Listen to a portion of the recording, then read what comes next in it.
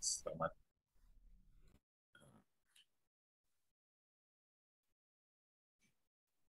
Baik, Alhamdulillah Bapak dan Ibu sekalian, kita jumpa lagi pada pagi hari ini dalam kajian subuh bersama Khalifah Tur dengan narasumber Mbak Utik Panji Astuti ya. Alhamdulillah beliau pun telah hadir di tengah kita. Bagaimana kabar Mbak Utik? Alhamdulillah. Assalamualaikum warahmatullahi wabarakatuh. Bapak Ibu semuanya sehat Mas Regi. Semoga semua yang hadir hari ini juga dalam keadaan sehat. Amin. Sehat. Amin. Sehat, Bauti. Sehat Bunda. Amin. Ya, Alhamdulillah. telah hadir juga Bunda Empet di tengah kita yang mungkin nanti. Afwan ya, saya nggak buka kamera, saya lagi sakit tuh, Pak Regi. Oh ya, Mbak Yuni. Lagi sakit kepala. Afwan terus, Pak Regi nggak buka kamera. Apa-apa, sambil rebahan saja. Semoga lekas sembuh. Ya, terima kasih juga kepada yang lain yang telah hadir pada pagi hari ini. Alhamdulillahirabbil alamin wassalatu wassalam ala isyrofil anbiya'i wal mursalin wa ala alihi washabbihi ajmain amma ba'du.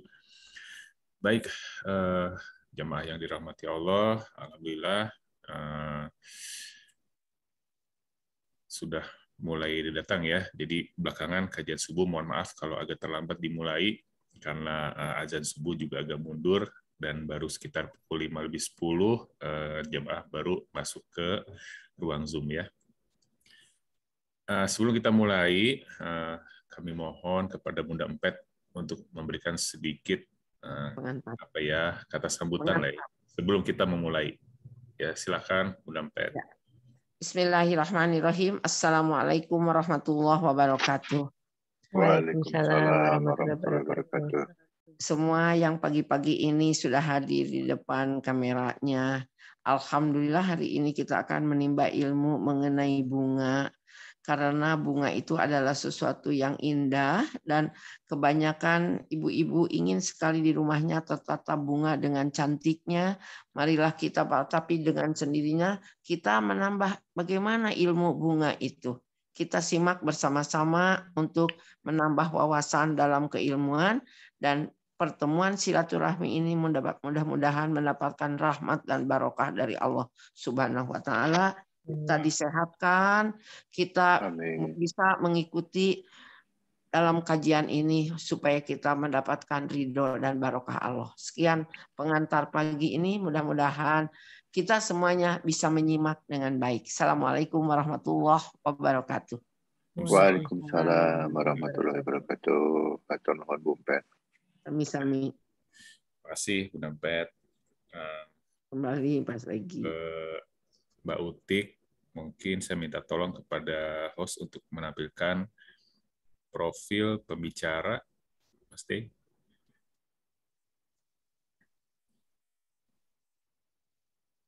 Ya, kepada Bapak Ibu yang mungkin baru tergabung dengan kajian Khalifah atau yang baru pertama kali mau mendengar kajian dari Mbak Utik, ya inilah profil beliau, biasa dipanggil Utik, seorang jurnalis selama 24 tahun di sebuah media nasional, seorang penulis buku sejarah dan peredaran Islam yang dikemas dalam bentuk buku traveling.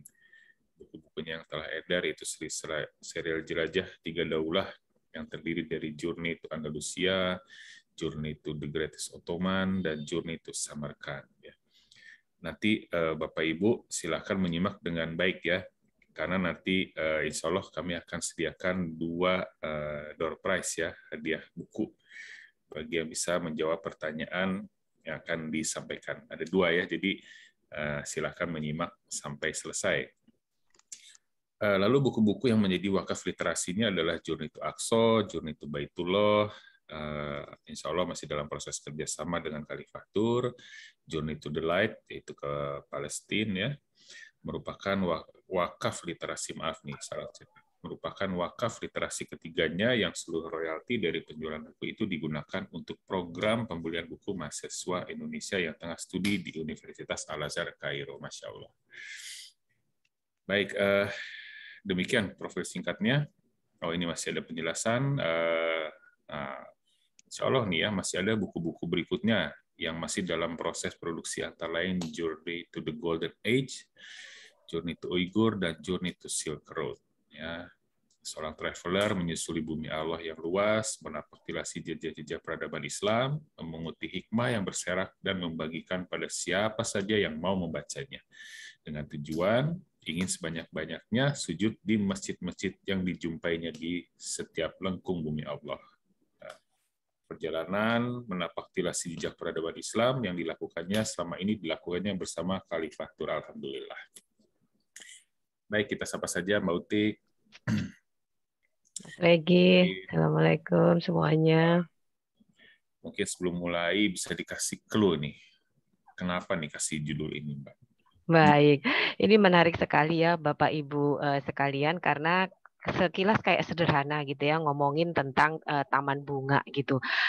Kayak suatu hal yang biasa banget kalau untuk apalagi untuk orang Indonesia gitu ya yang tanahnya Gemah Ripah Loh Jinawi gitu ya. Padahal sebenarnya kalau kita mau mentadaburi Bapak Ibu kalau kita mempelajari tentang melakukan rilah sejarah ke taman-taman bunga dalam peradaban Islam, kita akan menyadari betapa sebenarnya kita sebagai manusia itu sangat rindu untuk pulang ke kampung halaman kita, yaitu di surga. Karena dalam peradaban Islam, taman-taman bunga itu merupakan refleksi dari surga yang dijanjikan. Begitu Mas Regi. Gitu ya, Insya Allah. Baik, pada Mbak Utik dan Bapak Ibu sekalian, Insya Allah kajian pagi hari ini akan sampai pukul 6.30 ya, lebih kurang. Jadi untuk pemaparan kami persilakan Mbak Utik sampai pukul ya lebih kurang 1 jam ya. Nanti kita sisipi dengan diskusi ataupun tanya jawab. Silakan Mbak Utik. Baik, Bismillahirrahmanirrahim. Assalamualaikum warahmatullahi wabarakatuh. Waalaikumsalam warahmatullahi wabarakatuh. Alhamdulillahirabbil alamin wassalatu wassalamu ala asrofil anbiya'i wal mursalin wa ala alihi washabihi ajmain amma ba'du. Allahumma shalli ala Muhammad wa ala ali Muhammad kama shallaita ala Ibrahim wa ala Ibrahim wa barik ala Muhammad wa ala Muhammad kama barakta ala Ibrahim wa ala Ibrahim fil alamin innaka Hamidum Majid. Rabbi shrah sadri wa yassir li amri wahlul 'uqdatam min lisani yafqahu qawli. Alhamdulillahirabbil alamin, senang sekali Bapak Ibu semuanya setelah pertemuan 2 pekan lalu ya Mas Regi, hari Ahad ini kita bisa berkumpul kembali dalam majelis ilmu yang semoga Allah curah-curahkan berkah di dalamnya. Sebelumnya izinkan saya untuk menyapa Pak Rustam Sumarna selaku owner dari Khalifatur. Assalamualaikum Pak Rustam. Lalu kemudian ada Bunda Empet tadi yang sudah memberikan pengantarnya di awal, Masya Allah. Sehat selalu ya Bunda, istiqomah selalu hadir di kajian subuh. Lalu juga teman-teman panitia, Mas Regi, Mas Dea, Pak Emuh, dan semua sahabat-sahabat saya yang berkenan untuk join di pagi ini. Baik, hari ini saya diminta untuk bicara tentang jejak peradaban Islam di Taman Bunga. Tadi saya sudah singgung gitu ya, ini topik yang sangat menarik sekali Bapak Ibu. Kenapa?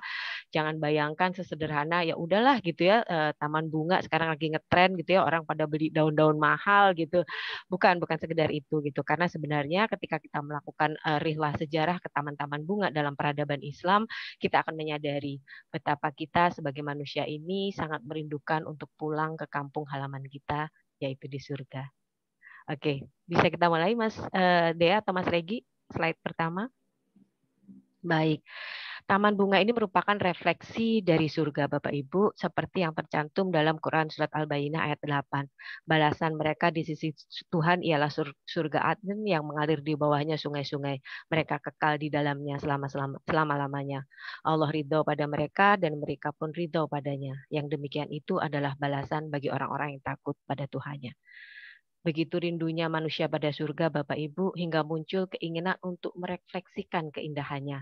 Salah satunya melalui taman-taman dengan sungai-sungai yang mengalir di bawahnya yang dibangun dalam peradaban Islam. Profesor Dr. Ragib Al-Sirjani dalam bukunya Sumbangan Peradaban Islam pada Dunia yang saya gunakan untuk materi referensi untuk kajian hari ini, itu menuliskan para arsitektur landscape peradaban Islam terinspirasi dari deskripsi keindahan surga saat merancang taman-taman yang sangat indah.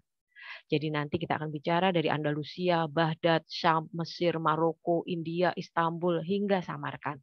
Istana dan kota-kotanya itu dihiasi dengan taman-taman bunga yang sangat luar biasa yang tidak hanya dinikmati keindahannya, tapi nanti akan bermanfaat bagi manusia dan kemanusiaan selama berabad-abad namanya. Slide berikutnya, Mas, silahkan. Oke, apa sih sebenarnya fungsi taman bunga ini gitu ya? Sebenarnya nanti kalau saya bicara taman bunga ini agak rancu nanti ke belakang gitu ya, karena sebenarnya nanti kalau kita bicara tentang taman dalam peradaban Islam itu lebih mirip kalau kita tuh konsepnya sekarang tuh kayak kebun raya gitu Bapak Ibu. Tapi ya nggak apa-apa saya gunakan istilah taman bunga supaya apa namanya kita dapatkan aura positif gitu ya, cantik di taman bunga gitu. Apa sih sebenarnya fungsi taman bunga ini dalam peradaban Islam? Setidaknya ada 3 hal penting yang harus kita catat. Pertama adalah identitas kota dan istana. Jadi kota-kota dan istana dalam peradaban Islam itu selalu bersanding dengan taman yang indah. Ini saya ambilkan datanya dari laman Muslim Heritage. Bukan hanya di kota-kota kosmopolitan ya seperti Cordoba, Baghdad, Istanbul, ya sudahlah you name it lah, kalau itu mah kotanya sangat indah sekali sehingga pasti taman-tamannya juga sangat indah. Tapi Bapak Ibu di kota-kota lain yang ada dalam sejarah peradaban Islam seperti katakanlah di Basro, ini ada di Irak sekarang.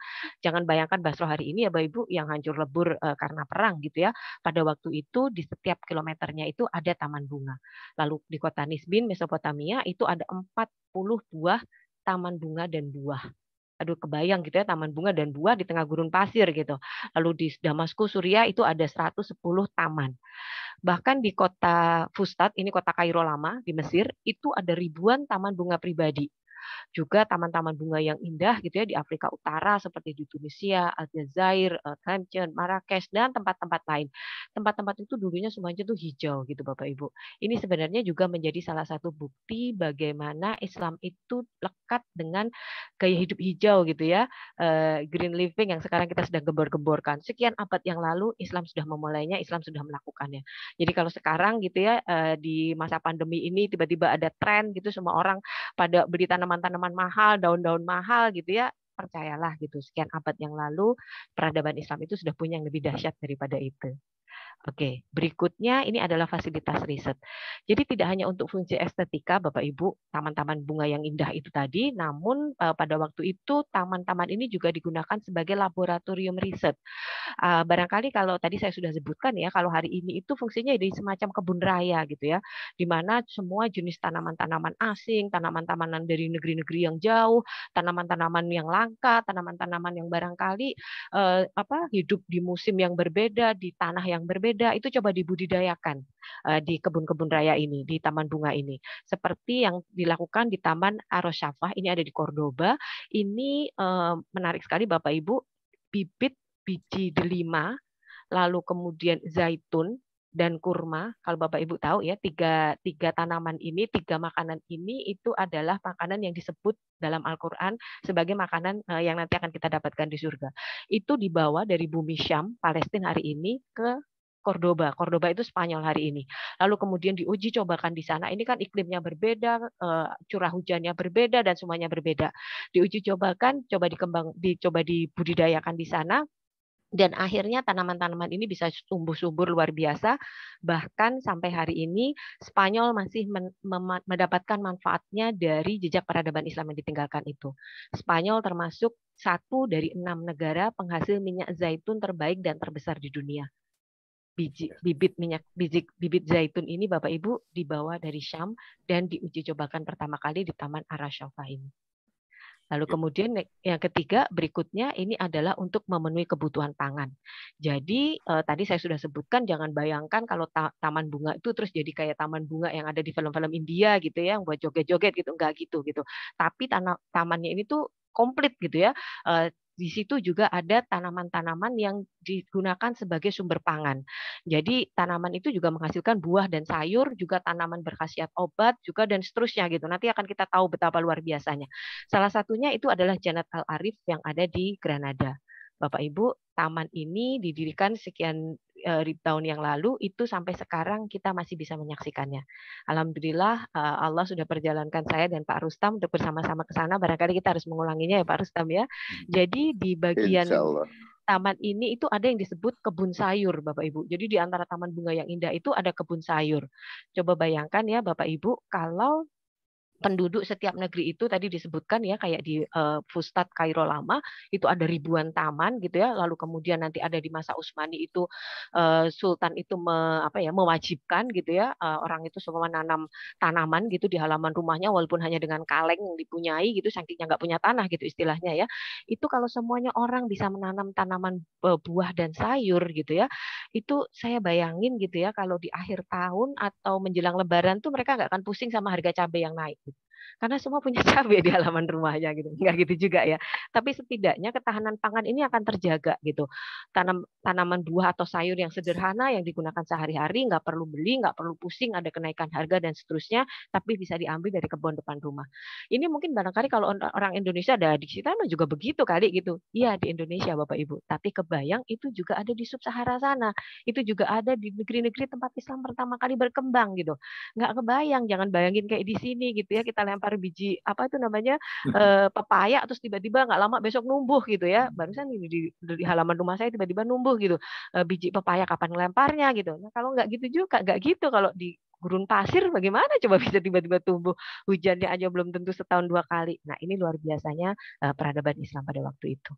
Oke, next slide. Setelah sedikit tadi Baik, yang masih tersisa itu kan taman bunga. Oh ini baru saya mau tanyakan nih. Ternyata akan dibahas ya. Baik. Jadi Bapak Ibu memang kebetulan nanti buku yang akan kami persembahkan sebagai door prize itu memang salah satu buku Mbak Utik ya, Journey to Andalusia ya, di mana nanti salah satu yang akan dibahas adalah tentang taman ini juga ya. Jadi Bapak Ibu tetap menyimak ya. Silakan Mbak. Baik, jadi ini akan bahas ya, ini keindahan taman-taman bunga yang beberapa di antaranya itu masih bisa kita saksikan sampai hari ini. Yang pertama adalah Jannat Al-Arif, Bapak Ibu, atau yang di dalam bahasa Inggris sering disebut sebagai General Life Garden. Ini adalah bagian dari jejak keindahan Islam yang ditinggalkan di Granada, Spanyol hari ini. Posisinya taman ini itu ada di lereng bukit namanya Cerro del Sol. Dari tempat ini tuh kita bisa memandang landscape kota Granada itu dengan lengkap gitu. Indah banget lah Bapak Ibu pokoknya kalau di tempat ini gitu ya. Lokasinya ini hanya pelemparan batu dari Istana Alhambra. Itu ada jalan yang menghubungkan keduanya gitu Bapak Ibu. Jadi ada jalan setapak gitu ya yang memang dibikin itu kayak gaya tradisional zaman Granada zaman dulu lah gitu dengan mozaik batu-batu kayak bikin kesan tua gitu ya. Jadi kalau kita menyusuri dari Istana Alhambra menuju ke Jannat Al-Arif ini kita tuh kayak akan terlempar ke masa kejayaan Islam di Andalusia gitu. Nanti ya semoga insya Allah kita semua diizinkan Allah untuk menyusuri tempat itu gitu. Taman ini walaupun sekarang yang kita saksikan sudah nggak persis kayak pada waktu itu gitu ya, tapi tidak-tidaknya tuh keindahannya itu masih bisa kita saksikan. Zaman dulu lebih dahsyat lagi gitu, Bapak Ibu. Jadi taman ini itu didesain dengan desain bertingkat. Luas tiap tingkatnya itu sekitar 13 meter persegi, jumlahnya itu ada 6 tingkat. Nah, dari tingkat paling atas itu dialirkan air yang terus mengalir ke bawah dengan derasnya. Tapi yang lebih menarik lagi Bapak Ibu bukan sekedar air yang mengalir dengan deras yang kalau kita sebut air terjun gitu ya kalau di sini atau kalau orang Sunda bilangnya curug ya Mas ya. Nah, itu airnya ini merupakan gletser atau salju yang dicairkan dari pegunungan Sierra Nevada. Ini luar biasa banget bagaimana air itu bisa selalu terpenuhi karena sebenarnya curah hujan di Spanyol itu sangat rendah sekali Bapak Ibu, bahkan lebih rendah daripada wilayah Indonesia yang paling kering gitu ya di timur ya, di wilayah Nusa Tenggara Timur sana atau di Gunung Kidul gitu ya, itu curah hujannya tuh di Spanyol lebih rendah lagi gitu. Nah, ini tuh dia jadi punya pasokan air yang selalu konstan, setiap tahun selalu ada karena ini merupakan gletser atau salju yang dicairkan gitu, yang dialirkan dengan teknologi dan perhitungan fisika yang sangat rumit sampai akhirnya bisa digunakan sebagai air terjun ini. Bagi orang Bandung barangkali, nah kalau gitu mah juga di sebelah juga ada gitu ya. Ini jangan bayangkan seperti itu tadi ya Bapak Ibu. Ini sudah sangat luar biasa sekali pencapaiannya. Bagaimana air ini kemudian dipompa ke atas, diturunkan lagi ke bawah, itu pasti dengan menggunakan perhitungan-perhitungan fisika yang sangat luar biasa. Nah, lebih menariknya lagi Bapak Ibu, rancangan taman ini ternyata terilhami dari Quran Surat Al-Waqiah. Di dalamnya terdapat naungan yang terbentang luas, air yang mengalir terus-menerus, dan buah-buahan yang banyak. Masya Allah. Jadi di Taman Jannat Al-Arif ini kita bisa melihat bagaimana para arsitek tulisnya itu ingin merefleksikan Quran Surat Al-Waqiah yang mereka baca itu. Selain taman bunga, juga terdapat kebun sayur, tempat membudidayakan tanaman, hingga riset botani yang masih kita saksikan hingga hari ini. Oke, next slide berikutnya, Mas. Berikutnya ini adalah taman, sebelumnya kebablasan. Taman tadi di Jannat Al-Arif tadi ada saya kasihkan gambarnya sedikit gitu ya, seperti itu gitu, kurang lebih tamannya ini. Lalu kemudian next berikutnya Taman Ar-Rasafah. Ini Jadi, adalah kalau ada taman labirin yang kayak suka ada di film-film itu, di sini udah ada ya, Pak ya? ya itu yang mulainya, labirinnya yang ada di Perancis itu ngikutin di situ, Mas. Iya, iya, iya. Oke. Jadi Taman Ar-Rasafah itu dibangun oleh Abdurrahman Ad-Dakil. Bapak Ibu, Abdurrahman Ad-Dakil ini adalah tokoh yang sangat luar biasa sekali. Beliau ini adalah Delas Umayyah. Jadi kalau kita belajar sejarah kita akan tahu gitu ya, pada masa pergantian dari Daulah Umayyah di Damaskus dengan Daulah Abbasiyah di Baghdad, itu adalah periode yang paling berdarah-darah dalam sejarah peradaban Islam. Nah, ini tuh semua satu bani gitu ya, satu klan gitu Umayyah ini coba dihabisi gitu ya oleh Bani Abbasiyah ini. Jangan didiskusikannya bukan di sini tempatnya kenapa begitu ya, tapi ceritanya adalah seperti itu. Dan tapi masih ada satu orang Bani Umayyah yang selamat, seorang diri Bapak Ibu, benar-benar seorang diri, lone ranger gitu ya. Ini lari dari Damaskus, kemudian menyusuri ke Baghdad, kemudian ke beberapa tempat ke Mesir dan seterusnya, sampai akhirnya dia itu tiba di kampung halaman ibunya di Maroko. Sempat bersembunyi di sana beberapa waktu, lalu menyeberang ke Selat Gibraltar itu menuju ke Iberia, wilayah yang sekarang menjadi daratan Eropa. Ini konon katanya di catatan-catatan sejarah ditulis bahwa beliau ini berenang sendirian. Ini luar biasa sekali. Ini saya membayangkan ini the real superhero itu ya seperti Abdurrahman Ad-Dakil ini. Sesampainya beliau ini di Cordoba, ini yang pertama dibangun adalah Masjid Agung Cordoba yang sekarang juga masih kita bisa saksikan di sana, tapi dengan kepiluan karena Masjid Agung Cordoba itu sudah berganti menjadi Katedral Mosquitas sekarang. Nah, selain itu beliau ini juga membangun taman yang namanya Taman Ar-Rasafah ini. Konon dalam sejarah Bapak Ibu tercatat taman ini merupakan taman terbesar dalam sejarah peradaban Islam yang pernah dibangun. Walaupun sekarang sisanya tuh sudah nggak bisa kita lihat gitu ya. Ini merupakan beliau mendapatkan inspirasi dari kakeknya Khalifah Hisam bin Abdul Malik yang membangun taman serupa itu di Damaskus di Suriah. Menariknya pada saat itu ya Bapak Ibu kebayang ya, beliau ini kan melarikan diri seorang diri apa semua segala macam, kebayang sampai di sana membangun masjid, masih sempat membangun taman gitu. Kalau kita pasti membangun pasukan gitu kan, kita lalu kita balas itu musuh-musuh kita yang tadi ngejar-ngejar kita gitu. Kalau beliau ini enggak, ini memang sangat orang luar biasa sekali gitu.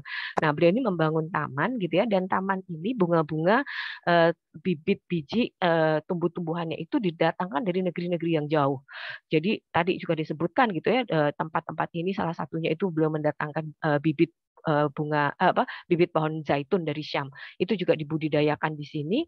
Lalu kemudian beliau ini juga menyewa ahli botani dari tempat-tempat yang jauh. Kepikiran gitu ya, zaman segitu tuh udah ada ahli botani gitu. Ini barangkali Bapak Ibu ada yang hadir di sini gitu ya, ahli botani atau sarjana pertanian, barangkali nanti bisa belajar gitu dari Taman Ar-Rasafah ini. Ini sangat luar biasa sekali. Oke, berikutnya kita beralih ke Daulah Abbasiyah yang ada di Baghdad dan sekitarnya. Ketika Baghdad ini dibangun Bapak Ibu oleh Khalifah Abu Ja'far Al-Mansur, ini nggak cuma kotanya yang mencengangkan gitu ya, tapi beliau ini juga membangun sebuah taman di tengah kota. Menariknya Bapak Ibu, di tengah taman ini yang jadi center point-nya itu adalah sebuah pohon. Pohon ini dilapisi emas dan perak, ditaruh di tengah taman, kemudian di dekatnya itu ada kolam air. Pohon ini dibikin ada 18 dahan, tempat bergayut. Jadi di pohon itu ada 18 dahannya gitu. Lalu yang tumbuh di situ yang bergantung itu bukan buah beneran, tapi bentuk buah yang dibentuk dari berbagai macam mutiara dan batu-batu mulia. Allahu Rabbi gitu ya. Lalu kemudian dibuat juga seperti miniatur burung gitu ya yang terbuat dari emas dan perak. Kalau Bapak Ibu tahu kalau sekarang itu di landmark kota-kota itu kan biasanya bikin patung-patung tokoh atau apa gitu ya. Nah, barangkali karena dalam peradaban Islam tidak boleh membuat seperti itu, dibuatlah pohon yang terbuat dari emas dan perak yang buah-buahnya itu dari bermacam-macam batu mulia. Kepikiran gitu ya. Tapi itu bang keren banget gitu. Nah, ini masih di wilayahnya Abbasiyah, bergeser dari Baghdad, kita pindah ke Samara. Samara ini juga pernah menjadi ibu kotanya Abbasiyah. Ini kota satelit gitu ya, barangkali kalau di Jakarta itu kayak BSD-nya gitu, tapi ini juga keren banget gitu. Pada masa Khalifah Al-Mutawakkil itu dibangun sebuah taman yang bernama Ajawsak Al-Hakoni. Ini luas tamannya itu Ibu sekitar 432 hektar. Yang di dalamnya itu ada istana, pavilion, aula, kolam dan sebagainya. Kadang-kadang saya itu kalau baca referensi-referensi tentang sejarah peradaban Islam yang luar biasa itu, saya itu berpikir gitu, ini tuh sebenarnya bukan taman kali. Kalau sekarang kita di kota satelit gitu, atau sebenarnya ini bukan istana. Kalau sekarang kita ini apa gitu ya? Mereka itu memang sangat luar biasa sekali gitu.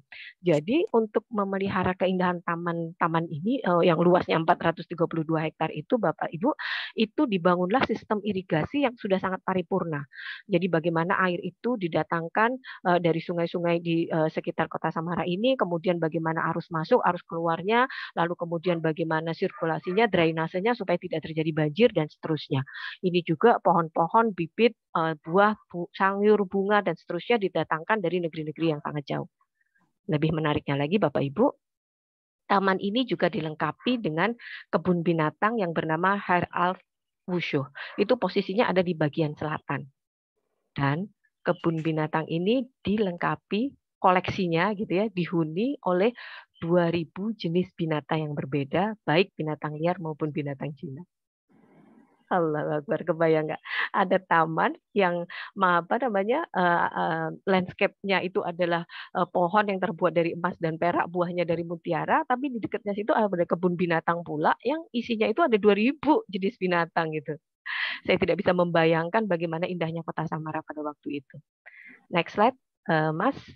Tidak terbayangkan.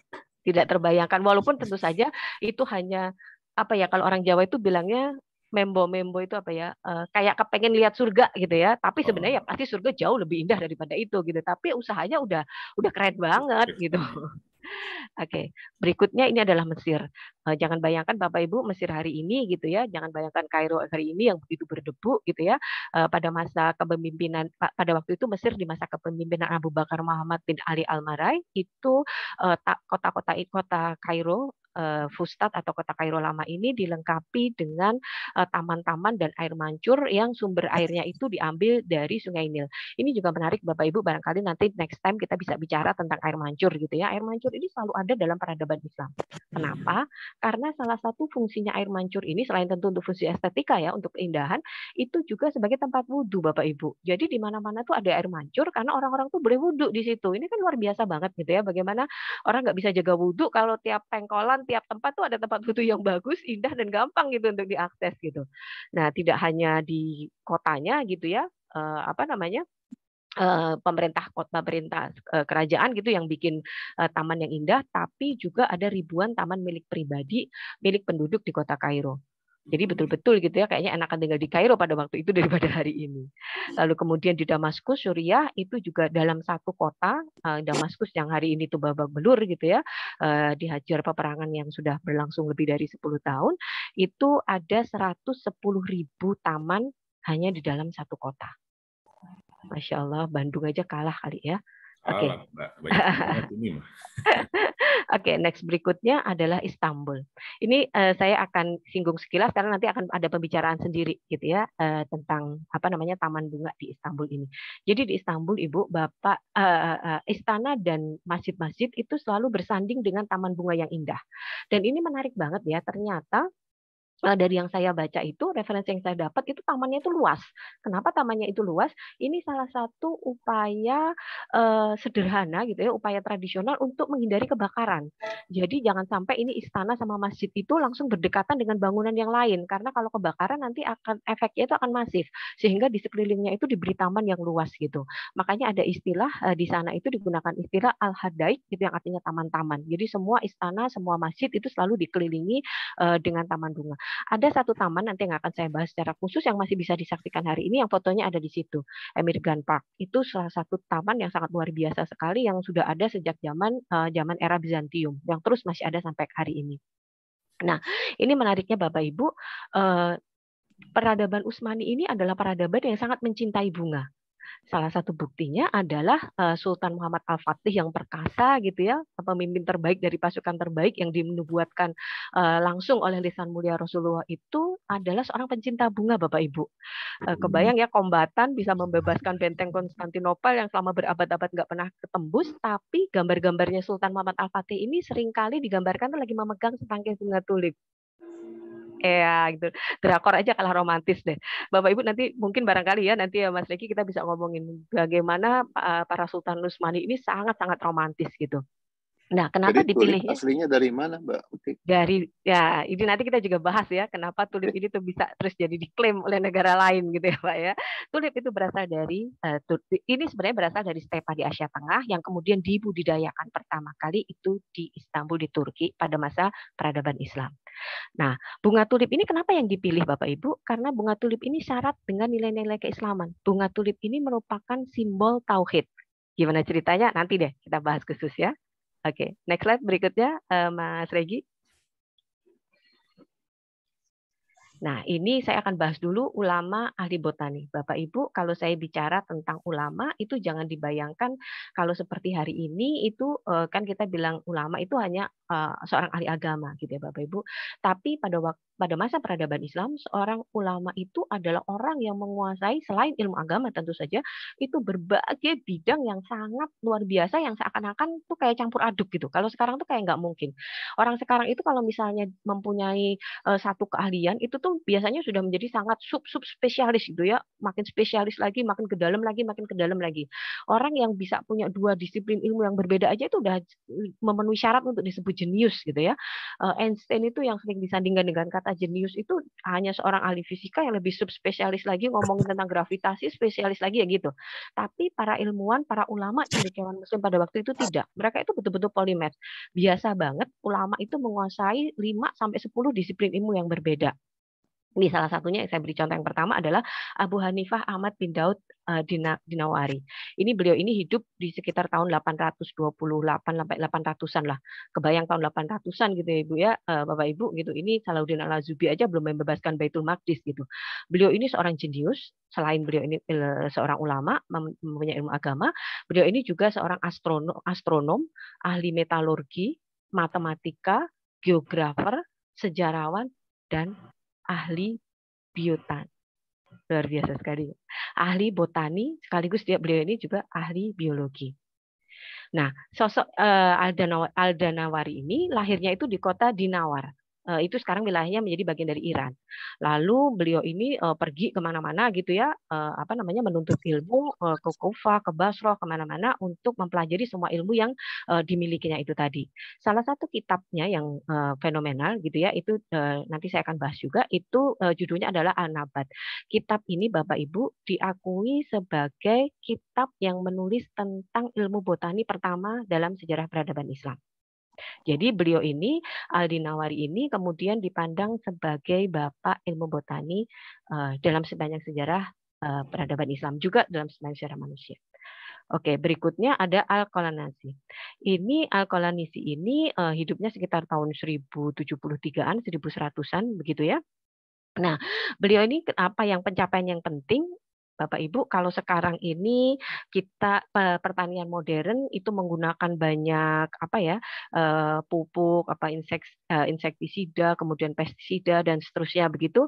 Nah, alkalinisi ini adalah penemu berbagai macam formula yang digunakan saat ini yang kita sebut sebagai insektisida, pestisida, kemudian sulfur, garam amonia, kemudian nafta, kemudian tar, dan bahan-bahan yang bisa digunakan untuk mengantisipasi hama. Itu sudah dilakukan oleh ilmuwan Muslim pada abad ke-12, Bapak Ibu. Ini Majapahit aja belum berdiri kali tahun itu.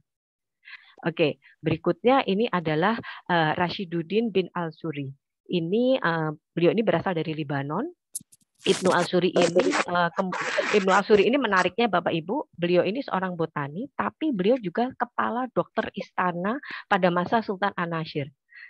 Asik gak sih gitu ya, ada dokter tapi juga paham tanaman gitu. Karena apa? Jadi beliau ini memang banyak mempelajari tanaman-tanaman yang berkhasiat obat gitu, farmakolog gitu kalau sekarang kali ya. Jadi beliau ini dalam melakukan perjalanan untuk mencari ilmunya gitu ya, mencari sampel-sampel tanaman yang bisa digunakan sebagai bahan penelitiannya sebagai tanaman obat tadi. Beliau ini pergi didampingi oleh seorang juru gambar. Juru gambarnya ini nanti suruh bikin ilustrasi tanaman itu. Ini buat saya dahsyat ya Bapak Ibu, karena apa gitu? Karena kalau sekarang kan kita enak gitu ya, dengan kamera handphone tinggal cekrek, oh ini tanamannya kayak begini, oh ini kayak gitu, oh ada nih kali di daerah sana gitu. Kalau ini nggak digambar satu-satu secara manual Bapak Ibu, dan ini nanti akan termaktub dalam kitabnya. Ini luar biasa banget. Lalu yang berikutnya ini adalah sebuah legend name gitu ya di dalam dunia botani, dan harus diakui sampai sekarang ini kisah hidupnya sangat heroik sekali. Beliau ini adalah Abu Muhammad Abdullah bin Ahmad Ibnu Al-Baitar, atau yang lebih dikenal sebagai Ibnu Al-Baitar. Ini namanya sangat famous banget Bapak Ibu. Ini adalah seorang ahli botani, ahli farmasi, penemu berbagai macam tanaman herbal dan tanaman yang berkhasiat obat. Salah satu tanaman yang ditemukannya itu bernama Hindiba. Ini dipercaya sebagai tanaman obat yang berkhasiat untuk menyembuhkan kanker yang sangat mujarab. Ini penelitiannya sudah banyak tentang Hindiba ini. Beliau ini terlahir di Malaga, Spanyol. Malaga itu kotanya itu posisinya tuh masih paling dekat dengan Afrika. Jadi kalau kita nyebrang dari Maroko gitu, kalau kita mau ke Spanyol, itu Malaga itu termasuk kota pertama yang akan kita temui. Nah, beliau ini menghabiskan masa kecilnya di Andalusia, walaupun setelah itu beliau itu pergi kemana-mana untuk menuntut ilmu gitu ya, mencari tanaman berkhasiat obat ini, itu sampai ke Bulgaria, Konstantinopel, Tunisia, Tripoli, dan kemana-mana lah gitu ya. Ini memang sangat luar biasa sekali. Salah satu kitab fenomenalnya itu berjudul Al-Jami' fi Adwiya Al-Mufrada. Ini kitab ini sangat luar biasa sekali. Beliau itu di situ menulis tentang tumbuhan dan kaitannya dengan pengobatan. Dan di akhir hidupnya Bapak Ibu, kecintaannya pada ilmu tanaman obat ini membuatnya itu tersengat racun dari salah satu tanaman yang sedang ditelitinya. Sengatan racun ini kemudian mengantarkan beliau menemui ajalnya. Semoga Allah menggolongkannya sebagai seorang syahid gitu ya, karena dia sedang melakukan penelitian dan kecintaannya pada ilmu botani ini sehingga bisa menemukan berbagai macam obat-obat yang bermanfaat bagi manusia dan kemanusiaan, bahkan beberapa masih digunakan hingga hari ini. Next slide, Mas Regi. Oke, ini literasi kitab-kitab ini sebenarnya kitab-kitab tadi ya yang ditulis oleh para ulama-ulama yang saya jelaskan tadi. Di antaranya ada Al-Jami' fi Adwiya Al-Mufrada, kemudian ada Al-Mughni fi Adwiya Al-Mufrada. Ini yang ditulis oleh Ibnu Baitar. Ini kitab ini menjadi rujukan gitu ya, menjadi rujukan para ahli tumbuhan dan obat-obatan pada abad ke-16 gitu. Kitab ini berisi ensiklopedia tumbuhan yang jumlahnya itu sampai 1.400 item Bapak Ibu. Jadi ada tanaman obat, tanaman sayur, buah, bunga, apa semua ada dalam kitab ini. Jumlahnya itu sampai 1.400 item. Kitab ini menjadi rujukan sekitar 150 penulis. Jadi 150 penulis menulis kitab botani yang berbeda itu menggunakan rujukan dari satu kitab ini. Lalu kemudian kitab ini juga dikutip oleh 20 ilmuwan Yunani sebelum akhirnya diterjemahkan dalam bahasa Latin. Masya Allah, ini merupakan ensiklopedia obat-obatan yang tidak ternilai harganya, yang merupakan sumbangan peradaban Islam untuk dunia yang dinikmati hingga hari ini. Lalu kemudian tadi saya sudah sempat sebut ya, ada kitab An-Nabat. Ini juga kitab ini mengulas secara sistematis tentang botani dari sudut pandang seorang filolog. Ada sekitar 400 jenis tanaman yang dikaji dalam kitab ini.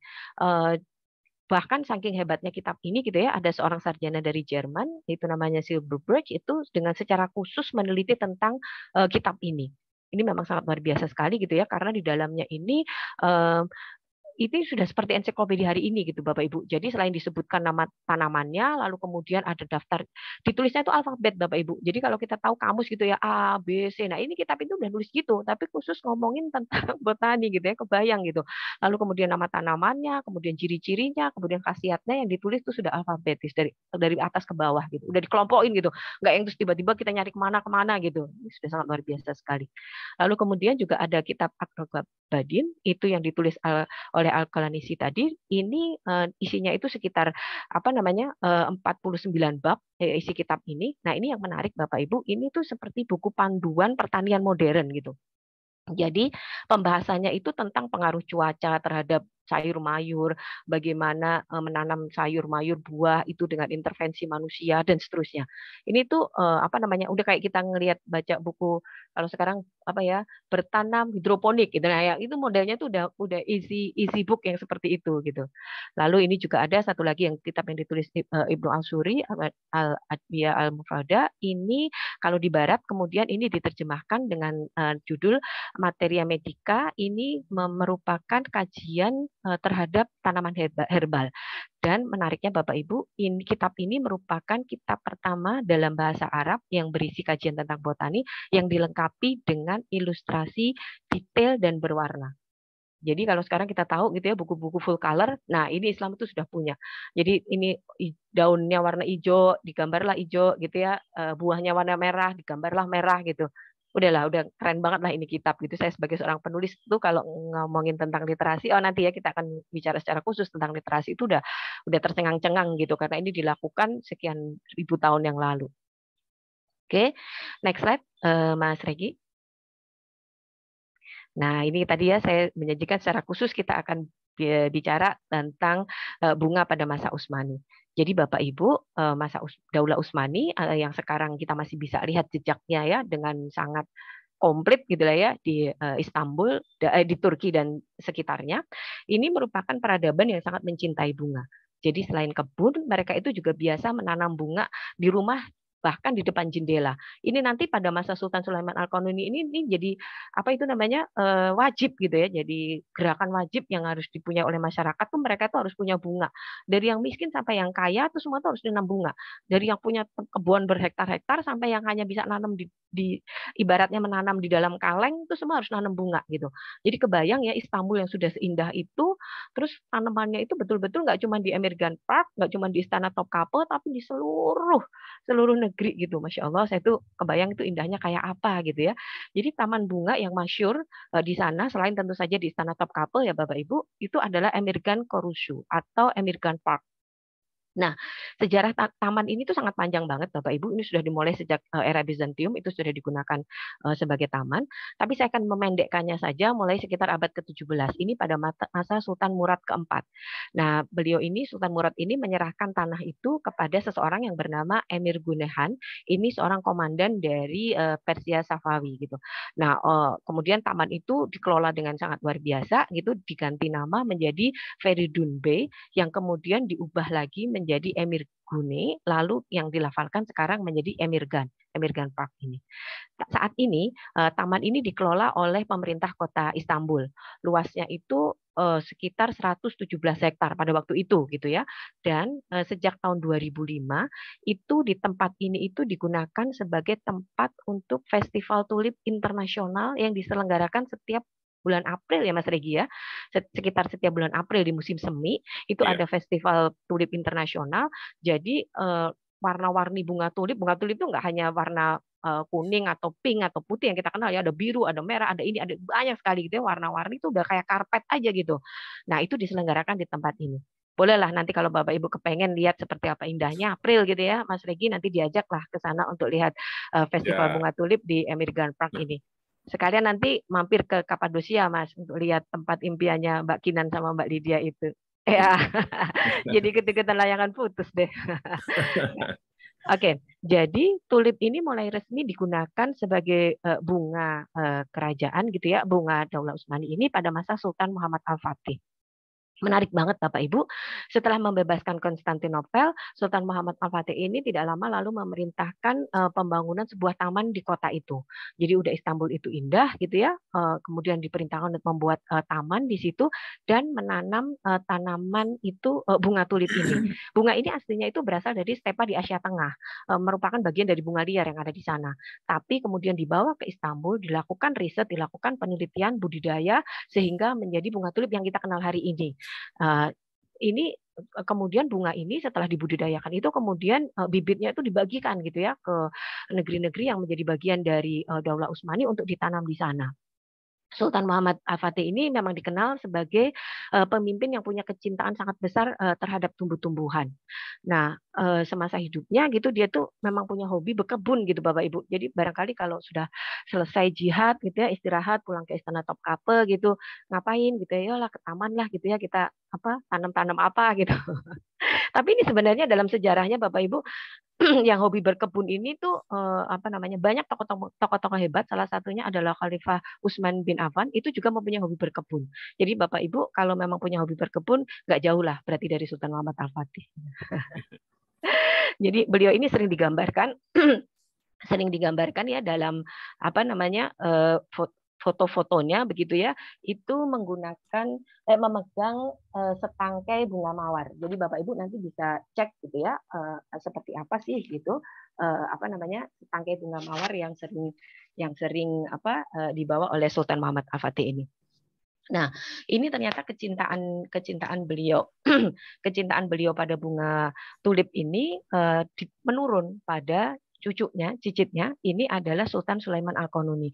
Sultan Sulaiman Al-Qanuni ini merupakan sultan yang tercatat sejarah sebagai sultan terbesar dari Daulah Utsmani gitu ya. Ini yang membuat wilayahnya Utsmani menjadi 2/3 wilayah bumi ini pada masa periodenya Sultan Sulaiman Al-Qanuni. Pada masa beliau ini, pada masa Sultan Sulaiman Al-Qanuni ini kegiatan menanam dan menggunakan bunga tulip ini itu jadi ada satu profesi sendiri.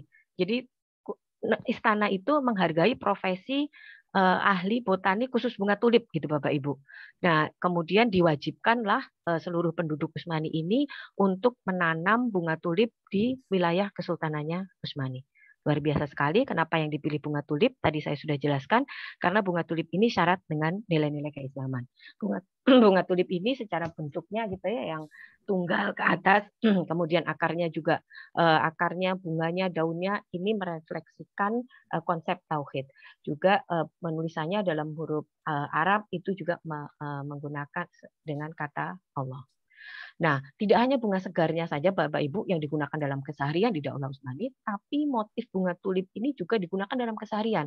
Jadi Bapak Ibu kalau nanti berkesempatan ke Istana Topkapi atau barangkali sudah pernah ke sana itu melihat jubah-jubah yang bekas dipakai oleh para sultan itu dihiasi bordiran oleh bunga tulip. Biasanya warnanya itu warna delima gitu ya, tapi motifnya itu adalah bunga tulip. Salah satu arsitek terbesar di Daulah Utsmani yang bernama Mimar Sinan, ini favoritnya Pak Rusman, ini juga banyak menggunakan elemen dekoratif berupa bunga tulip. Ini ada di hampir semua masjid-masjid, istana dan seterusnya. Nanti kita bahas sendiri. Kemudian selain di jubah gitu ya, aksesoris pakaian yang dipakai oleh para sultan itu juga diberi hiasan atau pola bunga tulip. Salah satunya adalah serban yang dipakai oleh para Sultan Utsmani. Bapak Ibu, sayang ini saya nggak sertakan ya gambarnya, saya lupa. Itu kalau Bapak Ibu lihat browsing gitu ya, Sultan Sulaiman Al-Qanuni atau Sultan Utsmani yang berupa gambar gitu ya, itu nanti Bapak Ibu akan lihat serban yang dipakai itu warnanya putih, itu bentuknya seperti bunga tulip terbalik Bapak Ibu. Itu bentuk seperti bunga tulip terbalik dan ukurannya itu besar sekali, kayak kepalanya itu kayak jadi gede banget gitu karena surbannya itu naik ke atas gitu, gede gitu ya. Sebenarnya Bapak Ibu kenapa surbannya para Sultan Utsmani ini bisa besar sekali? Seperti kita tahu Bapak Ibu, para Sultan Utsmani ini tentu saja tidak semua gitu ya. Mereka ini adalah para mujahidin yang sangat luar biasa sekali, yang kecintaannya pada jihad itu lebih dicintai daripada kehidupan mereka sendiri. Jadi mereka ini memang selalu pergi berjihad. Nah, surban yang dipakai itu merupakan kain kafannya yang dipakai setiap hari, dipakai kemana-mana, dipakai untuk berjihad. Ini digunakan untuk mengingatkan bahwa kematiannya itu sudah sangat dekat. Kafannya itu tiap hari dipakai di kepalanya gitu ya. Itu Masya Allah, ini konsep yang sangat luar biasa sekali. Kalau kita nanti akan ngobrolin gitu ya tentang semangat para gazi, semangat para kesatria-kesatria zaman Utsmani ini, mereka itu para sultannya pakai surban yang terbuat dari yang dibikin dari kain kafannya, para panglima-panglimanya itu kalau dalam keadaan berjihad tidurnya itu di tanah yang dilubangin 2 kali 1 meter gitu ya, untuk merefleksikan mereka itu nanti dikit lagi juga dikubur gitu dan seterusnya. Ini memang sangat luar biasa sekali. Nah, surban ini bentuknya itu adalah bunga tulip yang terbalik. Oke, menarik banget ya, nanti bisa di-Google, silakan. Motif keramiknya juga banyak ya, Mbak? Betul, betul. Ini baru mau saya bahas. Jadi selain itu juga motif dekoratif yang digunakan di rumah, di istana, di masjid, di fasilitas-fasilitas umum dan seterusnya itu juga menggunakan motif dekoratif bunga tulip gitu. Karena seperti kita tahu Bapak Ibu dalam Islam tidak memperkenankan untuk menggambar makhluk, sehingga memang yang digunakan itu adalah motif geometris atau motif tanaman gitu ya. Dan ini kalau pada masa Utsmani itu yang paling ngetop itu memang motif bunga tulip. Jadi karpet, gorden, bahkan pintu rumah dan seterusnya itu semua diberi hiasan motif dekoratif bunga bunga tulip ini.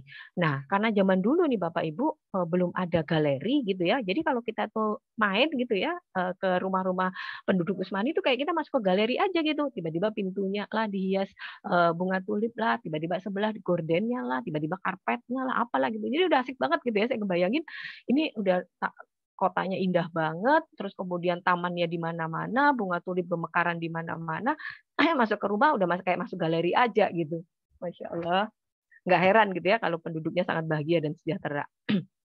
Oke, berikutnya bagaimana bunga tulip ini bisa sampai ke negara lain gitu ya. Tadi sudah dijelaskan bahwa pada masa Sultan Sulaiman Al-Qanuni itu diperintahkan untuk menyebarkan bibit bunga tulip yang sudah dibudidayakan tadi ya oleh para ahli botani di Utsmani kemana-mana. Karena wilayahnya Utsmani ini sangat luas, nggak heran kalau bunga tulip ini terus kemudian menyebar hampir ke seluruh dunia. Nah, saat ini bunga tulip ini diklaim sebagai salah satu bunga ikonik dari negeri Belanda. Gimana ceritanya gitu ya, emang Belanda ini suka begini, nggak cuma sama kita gitu ya, mereka itu emang sama Utsmani juga begitu ya. Jadi bunga tulip ini pertama kali itu diimpor ke Belanda itu baru sekitar abad ke-16 gitu ya. Pada waktu itu ada seorang duta besar, waktu itu Belanda masih menjadi bagian dari Kekaisaran Romawi gitu ya. Ada seorang duta besar untuk Utsmani, namanya itu agak sulit gitu ya bacanya, namanya Ogier Giselin de Buschbeck gitu. Nah, ini itu dia itu bertugas pada masa Sultan Sulaiman Al-Qanuni. Nah, beliau itu sangat takjub banget ketika sampai Istanbul dan melihat bunga-bunga tulip itu bermekaran di mana-mana gitu ya, nggak cuma di istana gitu, tapi di hampir seluruh kota. Akhirnya beliau ini mengambil sampel tanaman bunga tulip ini dikirimkan ke sahabatnya, seorang ahli botani di Leiden. Namanya itu Carolus Clusius. Nah, kemudian tanaman bibit tulip yang dikirimkan ke kebun raya Leiden tadi itu coba dibudidayakan, ternyata cocok gitu dan kemudian bisa tumbuh. Lah, setelah itu baru kemudian secara masif bunga tulip ini dibudidayakan di Belanda. Nah, ya barangkali ya ini juga pelajaran bagi kita gitu ya, harus cepet-cepetan ngeklaim gitu. Rendang itu milik kita gitu ya, bukan milik sebelah gitu. Nah, ini akhirnya terklaim gitu bahwa bunga tulip ini merupakan ikonik bunga dari Belanda. Padahal bunga tulip ini berasal awalnya itu merupakan bunga liar di steppe Asia Tengah yang kemudian dibudidayakan oleh Daulah Utsmani, dan bunga tulip yang kita kenal sekarang yang digunakan yang keindahannya dan luar biasa varietesnya ini itu merupakan jejak peradaban Islam yang ditinggalkan pada dunia yang kita bisa nikmati sampai hari ini. Oke, sepertinya waktu saya sudah cukup gitu ya, supaya kita masih punya banyak waktu untuk berdiskusi dan bertanya jawab. Terima kasih. Wabillahi taufiq wal hidayah. Wassalamualaikum warahmatullahi wabarakatuh. Silakan selanjutnya Mas Regi untuk memimpin diskusi. Iya, waalaikumsalam warahmatullahi wabarakatuh. Terima kasih Mautik. Oh, Masya Allah ya. Jadi ternyata banyak sekali cerita tentang kebesaran kejayaan Islam apapun itu yang kita di zaman sekarang ini tidak tahu ya, bahkan ya nggak nyangka dan nggak percaya kalau dikasih tahu Mas Regi. Nah, kemana itu ya sumber-sumbernya gitu ya, atau corong-corongnya. Nah, alhamdulillah di sini ada Mbak Utik ya, beliau melakukan riset, membaca sampai menuliskan ke buku hingga menyajikannya kepada kita semua di sini. Alhamdulillah ya, terima kasih banyak nih Mbak. Jadi nanti juga ada, saya lihat ada pertanyaan itu bagaimana tuh caranya untuk bisa sampai punya informasi banyak seperti ini. Nah, sebelum ke sesi berikutnya, ini Kang Lia mungkin tadi tampilin slide yang 2 halaman terakhir, Kang Lia. Takutnya belum sempat terbaca.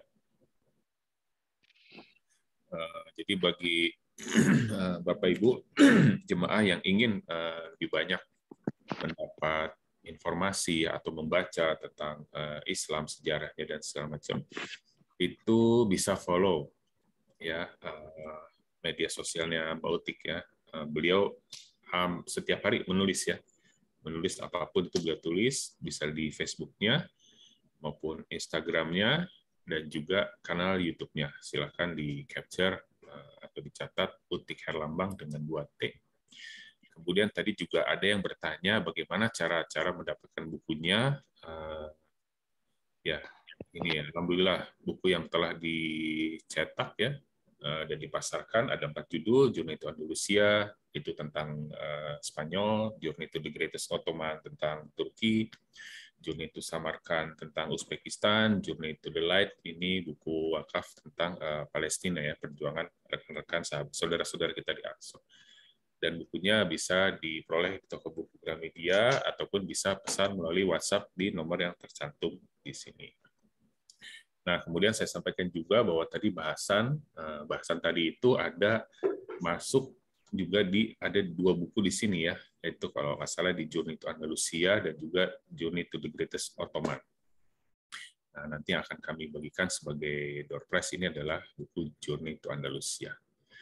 Ya, mudah-mudahan sudah tercatat semuanya, Bapak Ibu. Sekarang kita masuk kepada sesi pertanyaan. Ya, pertanyaan. Sebentar, tadi saya lihat sudah ada lebih kurang 3 penanya. Saya buka dulu.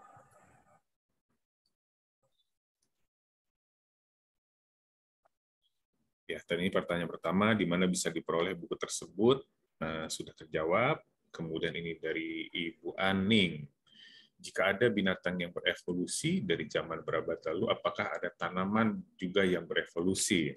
Nah, ini kalau dari literatur saya baca itu tentu ada gitu ya. Jadi saya pernah membaca bagaimana sebenarnya cabai itu di setiap tempat itu tuh memang mengalami evolusi gitu. Jadi ada cabai yang memang pedas banget gitu ya, kayak kita tahu jalapeno gitu ya. Lalu terus kemudian kalau di sini juga ada bermacam-macam cabai sampai kemudian turunannya itu menjadi yang rasanya tuh mirip-mirip dengan tomat gitu. Nah, ini tentu saja ada gitu ya tanaman yang sesuai dengan kultur apa ya. Saya bukan ahli botani gitu ya. Saya hanya mencoba meng-highlight summarize dari apa yang saya baca itu unsur tanah, unsur cuaca, unsur dan banyak hal gitu ya, itu akan mempengaruhi sebuah tanaman. Kurang lebih begitu, Mas. Baik. Demikian ya.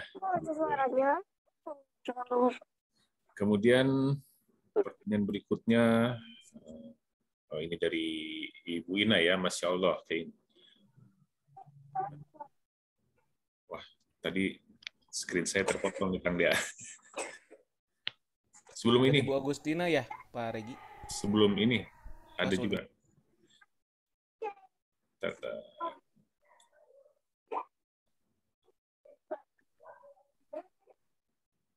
Ada tadi ya, bunga berevolusi. Oke. Oh ya, ini tadi Masya Allah, dari Ibu Ina ya, Masya Allah keindahan bunga tulip yang merefleksikan tauhid. Apakah bisa dibudidayakan di Indonesia bibitnya, membuat taman kota Bandung dan taman rumah? Nah, setahu saya memang ada ya dijual di Indonesia dan saya juga sering melihat kok di beberapa tempat memang mereka punya tulip gitu. Barangkali mungkin tumbuhnya memang nggak secantik kayak di Istanbul karena faktor cuaca dan seterusnya. Tapi saya rasa juga Bandung kan juga dingin ya. Mungkin kalau di Bandung lebih bagus gitu daripada tanamnya kalau di Jakarta gitu. Tapi kalau yang di toko-toko nursery yang mahal-mahal itu sih saya sering lihat, dan di beberapa taman itu saya juga sering lihat sih ada bunga tulip gitu di sini gitu. Barangkali kalau memang mau dibudidayakan massal ke seluruh kota bisa diusulkan kali Mas Regi nanti kalau bertemu dengan para pejabat di Kota Bandung gitu. Jadi nanti Bandung rasa Istanbul gitu. Ya betul. Jadi memang ini bunga ini tumbuh di negara 4 musim ya, utamanya di Eropa, dan tumbuhnya adalah di musim semi, kira-kira di bulan April ya, menjelang musim panas, dari peralihan dari musim dingin ke musim panas. Jadi mungkin suhunya kurang cocok untuk di Indonesia, tapi tumbuh mungkin saja, tapi tingkat kesulitannya lebih tinggi dan tadi tingkat kesempurnaannya tidak sesempurna yang ada di belahan dunia Eropa sana ya. Iya, saya jadi teringat ya. Jadi memang karena faktor cuaca dan sebagainya itu akan mempengaruhi kualitas tanaman. Ini saya juga dapat ketika saya meriset untuk materi ini. Jadi salah satunya itu adalah kurma. Di tempat-tempat yang memang panasnya tidak memenuhi syarat, kurma ini pohon kurmanya barangkali tumbuh, tapi barangkali tidak berbuah. Nah, kalaupun berbuah barangkali tidak manis, tidak semanis yang ada di sana dan seterusnya gitu. Jadi ada grade-grade-nya lah gitu. Tapi sebenarnya Bapak Ibu, saya tahu persis gitu ya, dengan kemajuan teknologi pangan ini, kurma-kurma ini ternyata sekarang juga sudah bisa dibudidayakan di tempat-tempat yang nggak sepanas di daerah-daerah Timur Tengah.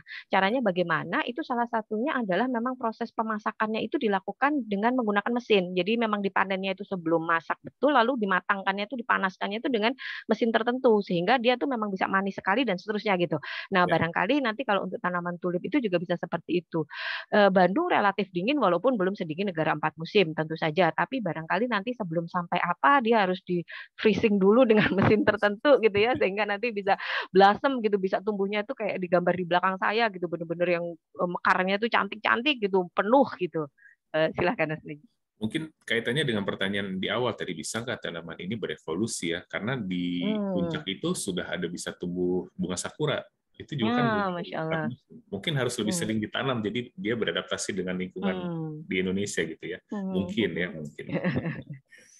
Kita hari ini bahas sejarahnya saja, jangan bahas ilmu pertaniannya. Oke. Baik, nah ini dari pertanyaan dari Ibu Agustina. Boleh saya share screen Pak Regi Oh pertanyaannya? iya, boleh, silakan. Ya, ini. Masya Allah, materi yang sangat bermanfaat dan menarik bagi saya, karena saya baru mendengar kajian tentang taman bunga. Saya Agustina, mahasiswa Prodi Sejarah Peradaban Islam. Izin bertanya bagaimana cara meningkatkan semangat dan rasa ingin tahu untuk belajar sejarah peradaban Islam, seperti tentang taman bunga pada masa Islam di masa lampau. Karena yang saya ketahui, peradaban Islam seringkali hanya terkait kejayaan dan keruntuhan kerajaan Islam dan berbagai perang yang mewarnainya. Sepertinya ini bukan hanya pertanyaan dari Mbak atau Ibu Agustina ya, tapi pertanyaan kita semua yang dari sini juga mungkin, Mbak Utik. Silakan. Oke, baik. Masya Allah, ini memang sangat menarik sekali ya Bapak Ibu. Ini adalah salah satu cita-cita besar saya gitu ya, bagaimana menggunakan katakanlah kemampuan menulis saya gitu ya untuk menyampaikan informasi sebanyak-banyaknya pada siapapun betapa hebatnya Islam itu. Jadi kalau kita semua Bapak Ibu, barangkali kita semua sudah terlahir dari lahir ceprot sudah seorang Muslim gitu ya.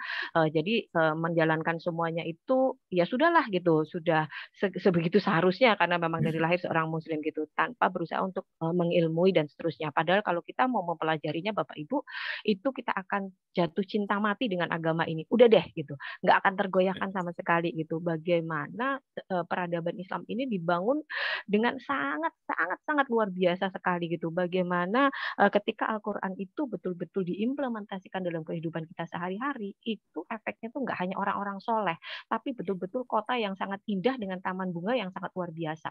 Itu efeknya itu akan langsung seperti itu. Dan bagaimana cara menumbuhkan kecintaannya? Mau tidak mau adalah mengilmui gitu ya, belajar gitu. Semakin banyak kita tahu gitu ya, nantinya akan semakin banyak kita tidak tahu gitu. Dan itu nanti akan membuat kita untuk semakin bersemangat lagi untuk mempelajari lagi. Saya sangat bersyukur sekali Bapak Ibu sekalian, di era sekarang ini gitu ya, itu ada satu tren setelah gelombang hijrah gitu ya, ada satu tren yang menurut saya sangat menarik, yaitu anak muda yang menguasai sejarah peradaban Islam itu cool. Itu keren gitu. Jadi apa namanya, orang yang belajar sejarah tuh bukan mempelajari tumpukan buku berdebu di pojokan perpustakaan yang udah nggak pernah dibaca orang gitu, nggak gitu gitu. Tapi ketika kamu tuh tahu siapa itu Salahuddin Al-Ayyubi, kamu tahu siapa itu Tariq bin Ziyad, kamu tahu Harun al-Rasyid, kamu tahu perang Mohak, kamu tahu Ain Jalut, kamu tahu ini, itu keren, itu cool gitu. Nah ini mulai masif di sosial media. Jadi di sosial media itu banyak sekali para pegiat-pegiat dakwah di sosial media, anak-anak muda yang sangat luar biasa dengan kemampuan literasi yang juga luar biasa. Mereka membuat konten-konten dakwah tentang sejarah dan peradaban Islam yang dikemas dengan cara yang sangat menarik. Ini salah satu juga kenapa saya menulis buku sejarah dan peradaban Islam yang dikemas dalam bentuk buku traveling adalah untuk mendekatkan dengan audiens. Karena kalau ditulis dalam bentuk buku traveling itu bukti apa namanya, ini tuh beneran ada, nggak khayal gitu. Andalusia tuh ada gitu, bukan negeri dongeng gitu ya, yang sering kita dengarkan kalau di Disney gitu kan, seakan-akan itu adalah negeri dongeng. Enggak gitu. Bahkan Taman Janat Al Arif itu masih bisa kita lihat hari ini, masih bisa kita saksikan gitu, dan seterusnya gitu. Nah, cara menumbuhkannya tentu saja pertama tadi mengilmui, kemudian dengan makin banyak membaca. Membaca di sini itu memang tidak harus membaca kalau sekarang gitu ya. Barangkali anak-anak muda sekarang akan berat kalau baca buku-buku yang jumlahnya beribu-ribu halaman gitu. Tapi mereka bisa mengkonsumsi, mau menonton tayangan, mau melihatnya di sosial media, mau dan seterusnya, itu juga menjadi bagian dari mencari ilmu. Tapi tentu saja ini harus dari sumber-sumber yang sahih. Karena seperti kita tahu gitu ya, banyak sekali hal yang dibiaskan gitu ya, atau bias dalam penulisan sejarah.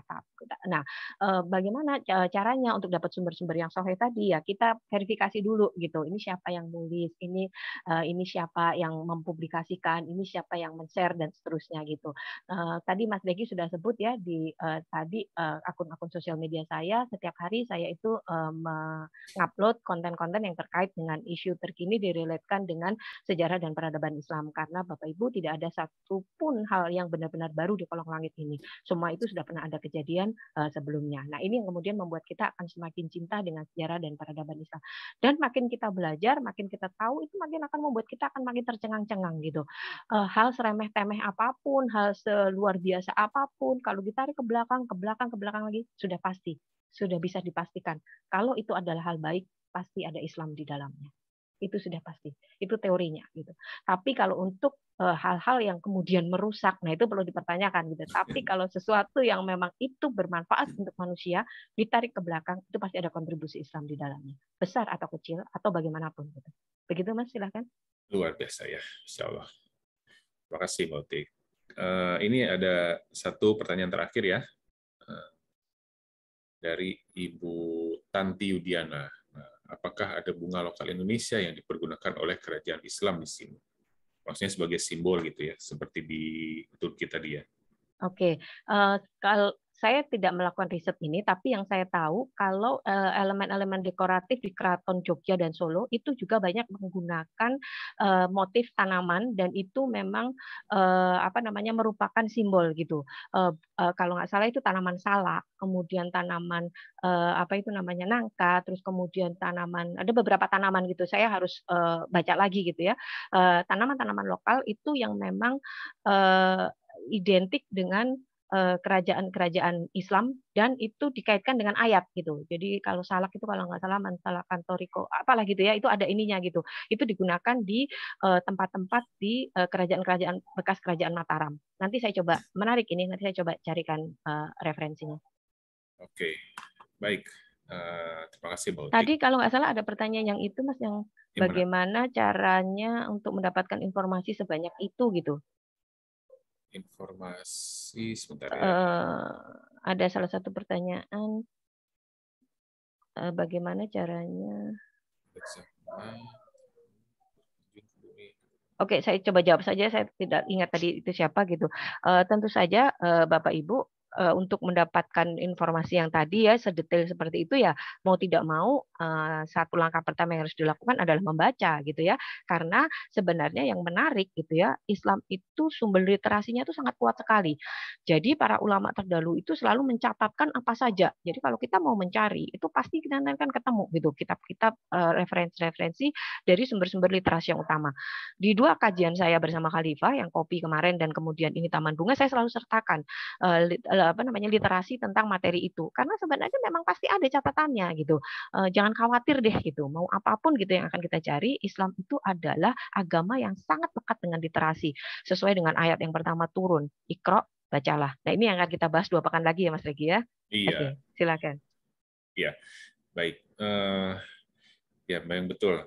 Jadi nanti pada Bapak Ibu ya, tunggu bulan depan, Februari, insya Allah kita masih akan berlanjut dengan materinya Mbak Utik dengan pembahasan tentang rahasia ya. Nanti silahkan ikuti saja di medsos kami ataupun Mbak Utik. Bapak Ibu sekalian, ini izinkan sesi tanya jawab kami tutup ya, mengingat waktu juga sebentar lagi akan habis. Nah, seperti janji kami tadi, kami akan menyediakan hadiah ya, door prize. Nanti pertanyaan akan disampaikan nanti boleh dari Mbak Utik 1 atau dari Pak Rustam 1 ya. Nah, pertanyaannya nanti silahkan diketik di kolom chat ya. Jadi siap-siap jempolnya Bapak Ibu. Nah, pertanyaan yang pertama tentunya yang paling benar, kalau dari segi teks juga yang paling benar. Yang pertama benar ya, itu yang pemenangnya. Jadi jangan lupa juga nanti Bapak Ibu isi kolom absen, cantumkan nomor kontaknya agar kami bisa memintakan nanti alamat pengirimannya. Ya. Nah, pertanyaan pertama silakan Mbak Utik. Nah, kami berikan waktu 15 detik untuk menjawab ya di kolom chat setelah cepat dia dapat. Oke. Sebelumnya izinkan saya menyapa dulu. Ini kayaknya ada Ustadz ya, Ustadz Dedi. Apakah betul ini Ustadz Dedi? Assalamualaikum Mbak. Masya Allah, ahlan Ustadz. Alhamdulillah, Masya Allah. Saya bisa, langsung ini. Walaupun tidak utuh, tapi bisa menikmati kajian pagi ini. Masya Allah, jazakallah khair. Luar biasa Mbak. Ustadz, jazakallah khair sudah berkenan bergabung. Masya Allah, ini guru saya ini. Masya Allah. Mudah-mudahan Mbak sehat berkah selalu Mbak. Amin, amin, amin atas doa Ustadz. Ustadz juga sehat selalu ya. Amin, baik. Amin, jazakallah doanya Mbak. Baik, sedikit Mbak Uti. Ya silakan, Bung Pet. Kalau mampir ke Bandung, tolong mampir ke Hegarmana karena banyak ibu-ibu yang gaptek tidak ikut Zoom, jadi ingin sekali memberikan paparannya di tempat kami. Insya Allah Bunda. Saya ingat betul itu ya Mas Regi, pertama kali ke Hegarmana ke Bunda Empet, ini mau nungguin Teh Inge, mau meeting, tiba-tiba ditodong Bunda suruh sharing karena ustazahnya udah telat datang. Iya betul.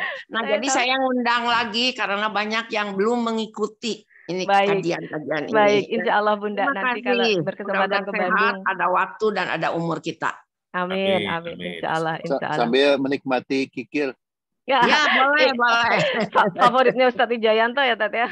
Ya betul. Sampai nyampe ke Mbak Utik. Oke, baik. Saya coba berikan satu pertanyaan. Silahkan yang bisa cepat-cepatan untuk menjawab ya. Tadi saya ada menyebut satu taman yang di dalamnya itu ada 6 tingkat, lalu kemudian ada air yang dialirkan dari atas ke bawah seperti air terjun. Apa nama taman tersebut? Silahkan. 10 detik. Oh, ini sudah ada yang menjawab nih. Ya, jadi teksnya juga harus benar ya.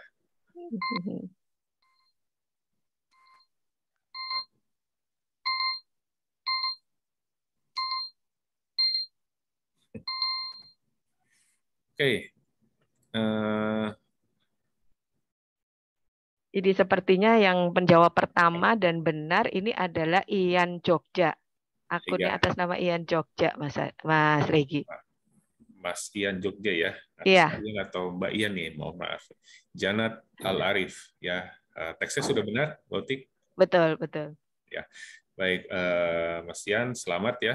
Anda mendapatkan satu buku Journey to Andalusia dari Mbak Utik.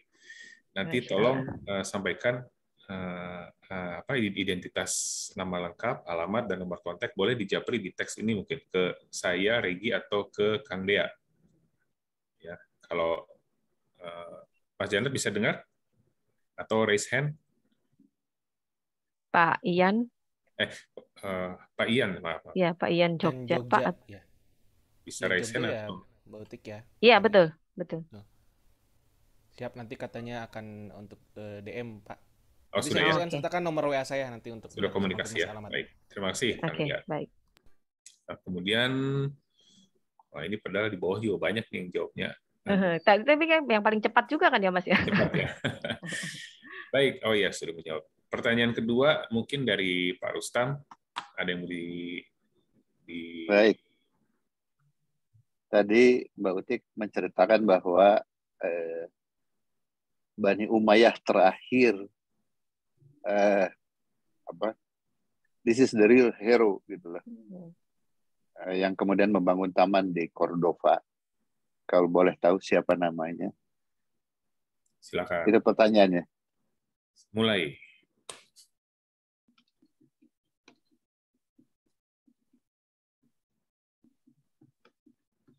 Baru satu yang menjawab. Dua.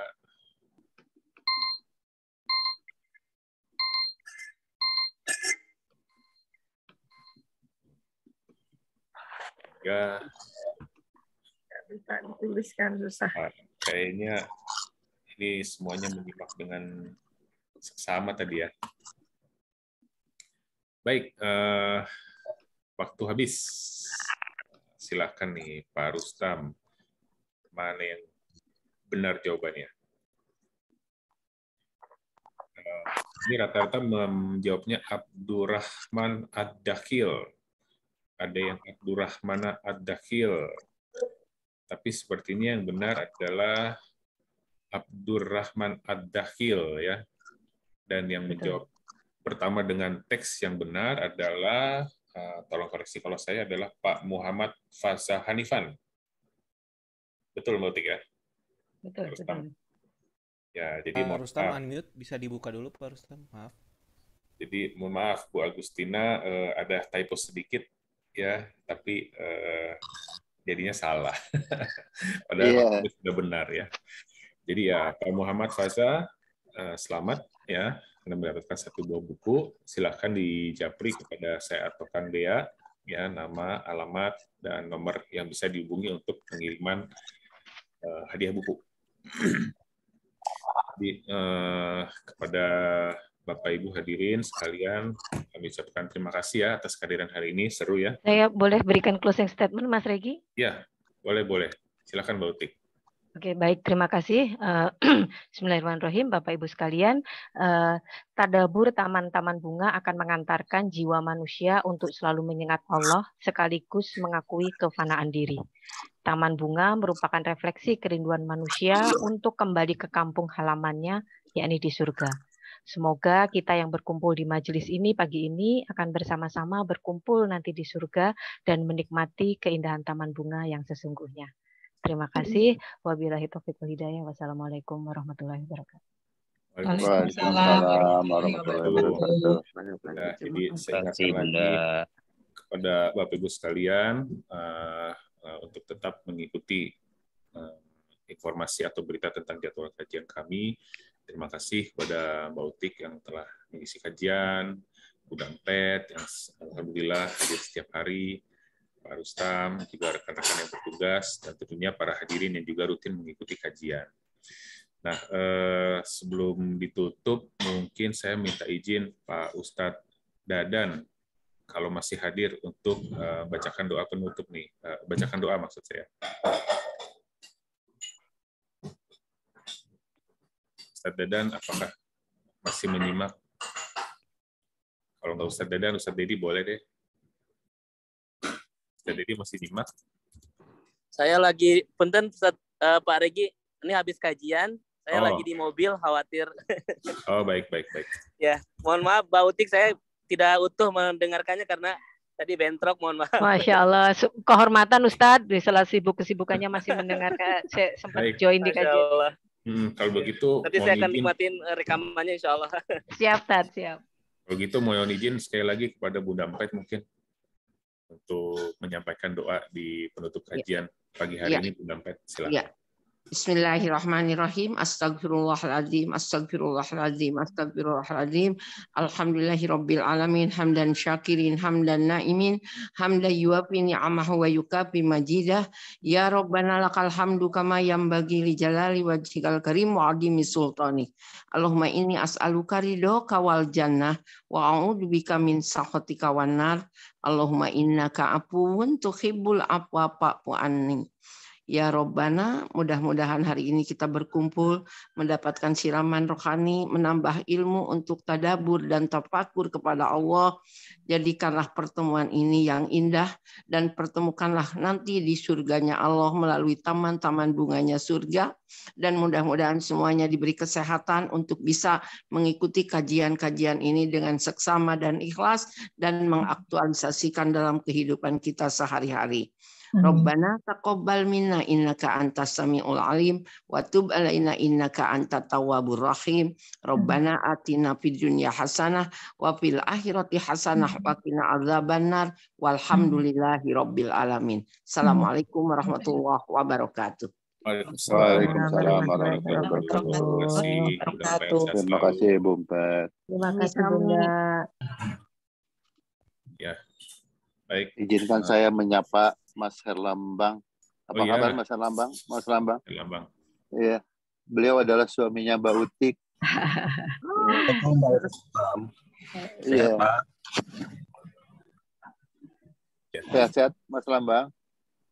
Alhamdulillah Pak, sehat. Alhamdulillah, senang mendengarnya. Sudah lama kita tidak jalan bersama ya.